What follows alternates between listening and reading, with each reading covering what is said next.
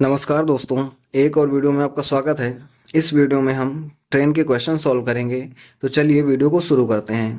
पहला क्वेश्चन लिखा हुआ है, 90 किलोमीटर प्रति घंटे की चाल से चल रही एक रेलगाड़ी एक बिजली के खंभे को 18 सेकंड में और एक प्लेटफॉर्म को 65 सेकंड में पार करती है। प्लेटफॉर्म की लंबाई कितनी है? तो ध्यान से समझना, जो ट्रेन की स्पीड है वो है 90 किलोमीटर पर आवर। ये अगर एक बिजली के खंभे को पार करती है तो इसे टाइम लगता है 18 सेकंड का। और अगर ये एक प्लेटफॉर्म को पार करती है तो इसे टाइम लगता है 65 सेकंड का।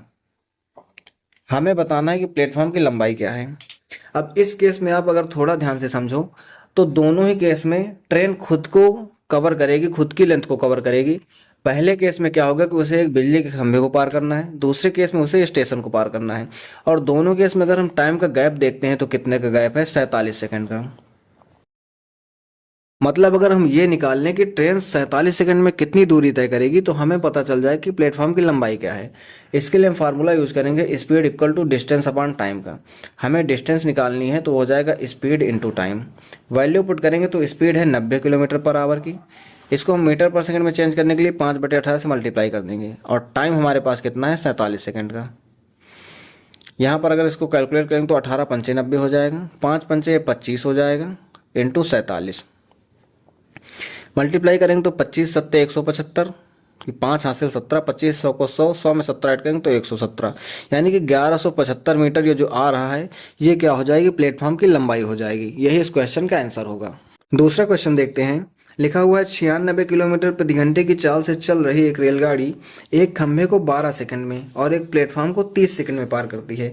प्लेटफॉर्म की लंबाई ज्ञात कीजिए। सेम वैसा ही क्वेश्चन है। स्पीड दी हुई है 96 किलोमीटर पर आवर।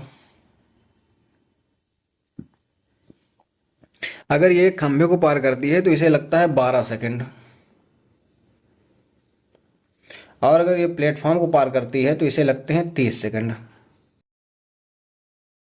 हमें प्लेटफॉर्म की लंबाई बतानी है। दोनों ही केस में अगर हम देखते हैं तो 12 सेकंड और 30 सेकंड।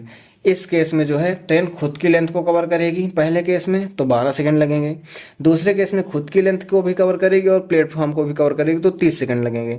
तो 30 सेकंड में से 12 सेकंड तो इसे खुद को कवर करने में लग जाएंगे और 18 सेकंड जो बचेगा वो उतने में प्लेटफॉर्म को कवर करेगी। तो हमें निकालना है कि 18 सेकंड में कितनी डिस्टेंस कवर करेगी। तो उसके लिए हम फार्मूला यूज करेंगे distance equal to speed into time का। स्पीड कितनी है? 96 kilometre per hour. Metre per second में चेंज करने के लिए 5/18 से मल्टीप्लाई करेंगे। टाइम कितना है हमारे पास? 18 सेकंड का। 18 से 18 कैंसिल हो जाएगा, 5 छक्का 30 की 0 हासिल 3, 9 पे से 45 3 47। तो ये आ जाएगी प्लेटफॉर्म की लंबाई 470 मीटर। तीसरा क्वेश्चन देखते हैं। लिखा हुआ है 84 किलोमीटर प्रति घंटे की चाल से चल रही एक रेलगाड़ी एक खंभे को 9 सेकंड में और एक प्लेटफॉर्म को 30 सेकंड में पार करती है। तो प्लेटफॉर्म की लंबाई ज्ञात कीजिए। स्पीड दी हुई है 84 किलोमीटर पर आवर। ये एक खंभे को पार करने में लगता है इसको 9 सेकंड और प्लेटफॉर्म को पार करने में लगता है टोटल 30 सेकंड। तो हमें सेम पिछले क्वेश्चन के जैसे सॉल्व करना है। अगर हम दोनों में टाइम गैप देखते हैं तो 21 सेकंड का है। हमें निकाल लेना है कि 21 सेकंड में ट्रेन कितनी दूरी जाती है। तो distance equal to speed into time से हम निकालेंगे अगर, तो स्पीड है 84 किलोमीटर पर आवर। अब मीटर पर सेकंड में चेंज करने के लिए 5/18 से मल्टीप्लाई कर देंगे और टाइम कितना है? 21 सेकंड का। तो अगर इसको काटेंगे तो 3 छंग 18 और 3 सत 21, 6 से अगर इसको काटेंगे तो 14 बार में जाएगा। ये कितना हो जाएगा? 14 पंचे 70 इंटू 7, 7 सते 49, यानी कि 490 मीटर क्या हो जाएगी? प्लेटफॉर्म की लंबाई। एक और क्वेश्चन देखते हैं। 360 मीटर लंबी एक रेलगाड़ी किसी बिजली के खंभे को 12 सेकंड में पार करती है। इस बार ट्रेन की लंबाई दी हुई है 360 मीटर। ये बिजली के खंभे को 12 सेकंड में पार करती है। आगे लिखा हुआ है कि रेलगाड़ी द्वारा 150 मीटर लंबे पुल को पार करने में कितना समय लगेगा। यानी कि अगर यहाँ पर 150 मीटर लंबा पुल होता तो इसको पार करने में कितना सेकंड लगेगा ये हमें बताना है। अब अगर आप ध्यान से समझो तो दूसरे केस में क्या हो जाएगी कि ये 360 मीटर को भी कवर करेगी और प्लस खुद को भी कवर करेगी। यहाँ पर आप अगर समझो तो क्या हो जाएगा, दोनों ही केस में क्या हो जाए कि ट्रेन की स्पीड बराबर होगी क्योंकि स्पीड के बारे में कोई बात नहीं की गई। तो हम देखते हैं कि 360 मीटर को कवर करने में कितना टाइम लग रहा है, 12 सेकंड का। ठीक है, तो इसका मतलब क्या हो जाएगा कि अगर इसको हम काटेंगे तो 1 सेकंड में कितना आ जाएगा, 30 मीटर। हमें कितना कवर करना है, 360 प्लस 150, या फिर हम केवल और केवल 150 का ही निकाल लेंगे तब भी आ जाएगा।